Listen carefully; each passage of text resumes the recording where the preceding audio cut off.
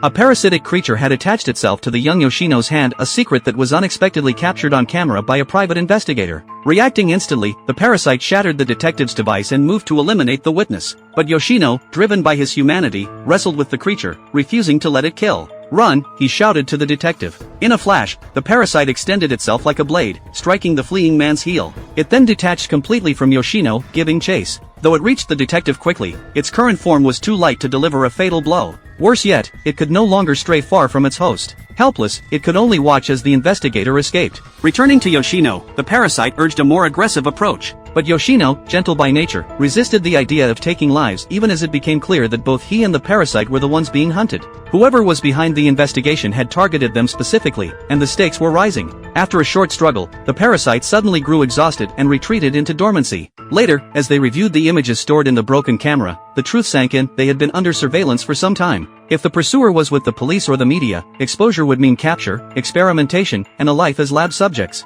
Fear began to poison Yoshino's daily life. He grew anxious, withdrawn, perpetually glancing over his shoulder. He dreaded being seen as a monster by his friends, his classmates, even those he loved. Every shadow seemed to hold eyes, every whisper felt like accusation. Then one afternoon, as he stepped onto his balcony, he saw him, the same detective, stationed right outside his home. Their eyes met. The man turned and sprinted away. Yoshino only wanted to talk, to explain, to understand, but the chance was lost. He knew, then, that there was no going back. That evening, he met his girlfriend Amy in the park, intending to end their relationship before she could be drawn further into his dangerous world. But Amy had struggles of her own. He had cancelled their last date to meet with another girl named Kana, leaving Amy feeling insecure and replaced. Desperate to be honest, Yoshino nearly confessed everything. Amy, too, wanted clarity. What had he been hiding all this time? But just as the words began to form, the parasite stirred within him, a silent and menacing warning. He forced the truth down and muttered, "It's nothing." Amy, hurt by yet another evasion, turned to leave. But Yoshino couldn't let her go, not like this. He called her back, and for a moment, his body began to change. He was ready to show her what he truly was, but by the time she turned around, he had regained control and concealed the transformation.